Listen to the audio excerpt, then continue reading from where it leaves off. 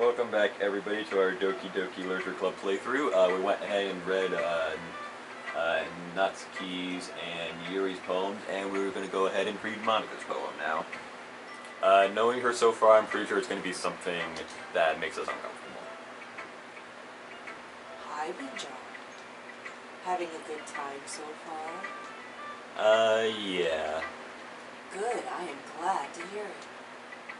By the way, since you're new and everything, if you ever have any suggestions for the club, like a new activity or things we can do better, I'm always listening.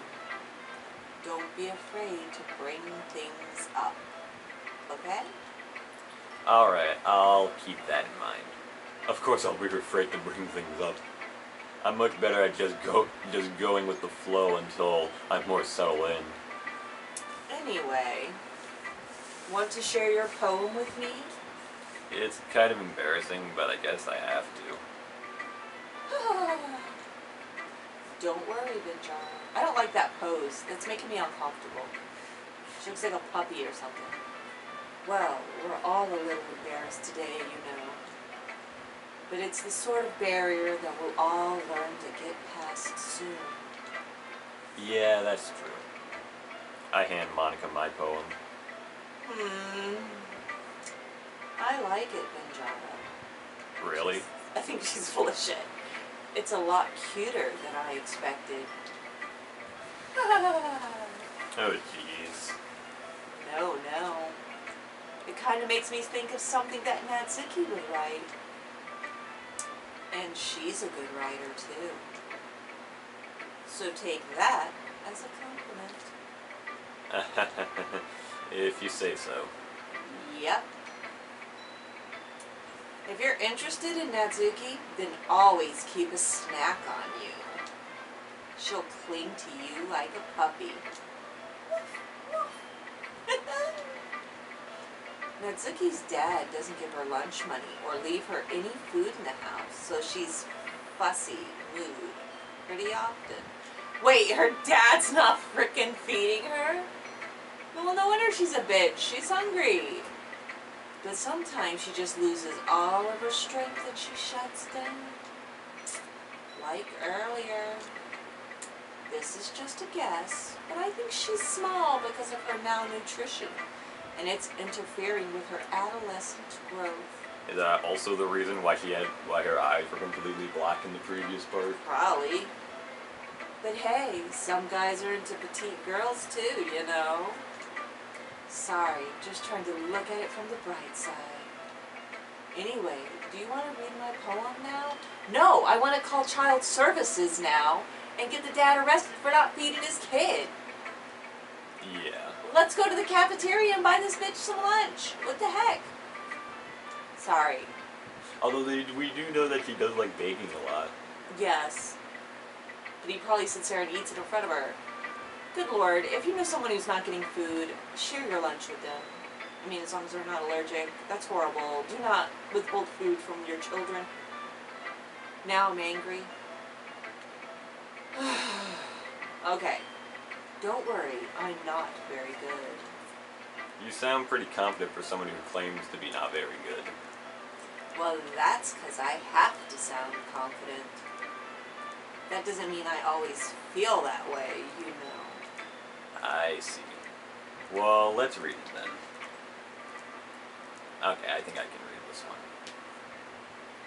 Let's see. A hole in wall, but he wasn't looking at me. Confused, I frantically glance at my surroundings, but my burned eyes can no longer see color. Are there others in this room? Are they talking?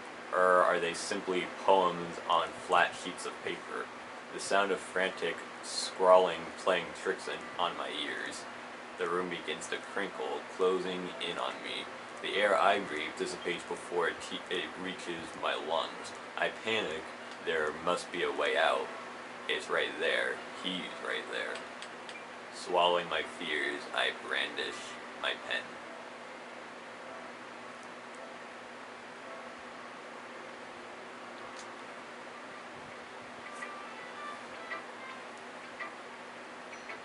So, what do you think? Is very free-form, if that's what you call it. Sorry, I'm not really the right person to ask for feedback. It's okay. Yeah, that kind of style has gotten pretty popular nowadays. That is, a lot of poems have been putting emphasis on the timing between the words and lines. When performed out loud, it can be really powerful. But what was the inspiration behind this one? Ah, I'm not sure if I know how to put it. I guess you could say I had some kind of epiphany recently. It's been influencing my poems a bit. An epiphany? Yeah, something like that. I'm kind of nervous to talk about steep stuff like that because it's coming on strongly. Maybe after everyone is better friends with each other. Anyway, here's Monica's writing tip of the day. Sometimes when you're writing a poem or a story, your brain gets too fixated on a specific point. If you try so hard to make it perfect, you'll never make any progress. Just force yourself to get something down on that paper and tidy it up later. Another way to think about it is this. If you keep your pen in the same spot for too long, you'll just get a big dark block. So just move your hand and go with the flow. That's my advice for today. Thanks for listening. And feed your kids. Phew. I guess that's everyone. I glanced around the room. That was a little more stressful than I anticipated. It's as if everyone is judging me for my mediocre writing abilities. Even if they're just being nice, there's no way my poems can stand up to theirs. This is a literature club after all. I sigh. I guess that's what I ended up getting myself into. Across the room, Monika is writing something in her notebook. My eyes land on Yuri and Natsuki. They gingerly exchange sheets of paper sharing their respective poems. As they read in tandem, I watch each of their expressions change. Natsuki's eyebrows furrow in frustration. Meanwhile, Yuri smiles sadly. What is with this language? Eh. Oh, I'm sorry. Did you say something? No, it's nothing. Natsuki dismissively returns the poem to the desk with one hand. I guess you could say it's fancy. Thanks. Yours is cute. Cute. Did you completely miss the symbolism or something? It's clearly about the feeling of giving up. How is that cute? I knew that. I just meant the language, I guess. I was trying to say something nice. You mean you have to try that hard to come up with something nice to say? Thanks. But it really didn't come out nice at all. Well, I do have a couple suggestions. If I was looking for suggestions, I would have asked someone who actually liked it. Which people did, by the way. Monika liked it. And Binjaro did too. So based on that, I'll gladly give you some suggestions of my own. First of all, Excuse me? I appreciate the offer, but I've spent a long time establishing my writing style. I don't expect it to change anytime soon unless, of course, I come across something particularly inspiring. Which I haven't yet. And Manjaro liked my poem too, you know. He even told me he was impressed by it. Natsuki suddenly stands up. oh! I didn't realize you were invested in trying to impress our new member, Yuri. That's not what you're just... Yuri stands up as well. Maybe you're just jealous that Manjaro appreciates my advice more than he appreciated yours. How do you know you didn't appreciate my advice more? Are you that full of yourself? No. If I was full of myself, I would deliberately go out of my way to make everything I do overly cutesy.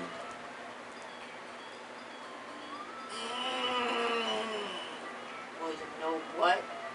I wasn't the one whose boobs magically grew a size bigger as soon as Ninjaro started showing up. Pretty sure that's not how that works. And yeah, you're not going to impress Ninjaro that way. You need slick abs. Natsuki. Natsuki, whatever your name is, that's a little... This doesn't involve you. Taking on out your own insecurities on others like that. You really act as young as you look, Natsuki. Me? Look at who's talking, you wannabe edgy bitch. Edgy? Sorry that my lifestyle is too much for someone Edgy is the word of to your bother. mental age to comprehend. See? Just saying that proves my point. Most people learn to get over themselves after they graduate middle school, you know? If you want to prove anything, then stop harassing others with your sickening attitude. You think you can counterbalance your toxic personality just by dressing and acting cute. The only cute thing about you is how hard you try. Oh, bitch, I'm gonna rip your head off. Whoa, be careful or you might cut yourself on that edge, Yuri. Oh, my bad. You already do, don't you?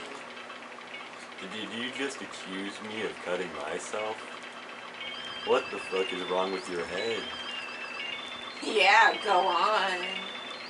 Let Benjaro hear everything you really think. I'm sure he'll be head over heels for you after this. Suddenly Yuri turns toward me as if she just noticed I was standing here. Jaro, she's really just trying to make me look bad. That's not true. She started it.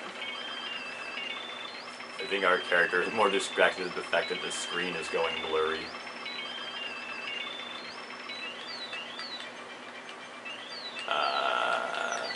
Okay, so we're broken. They're both being bitches. As we just gotta choose one of them. I guess. I do feel kind of bad for Natsuki because of the whole father situation. Yeah. So I guess we'll go ahead and go with her. Uh-oh.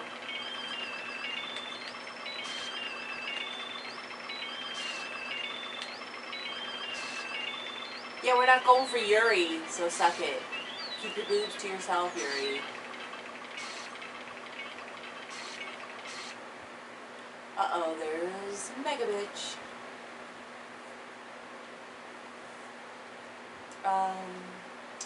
Hey, Benjaro.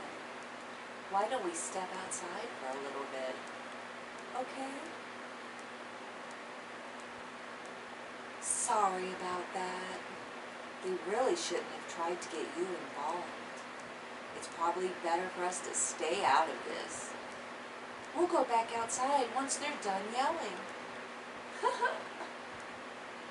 Some president I am, right? Yeah, I think you're definitely the last person I want to be with right now. Yeah, right. I guess we'll go ahead and finish this one off in the next and final part of this recording session, so we will see you all then.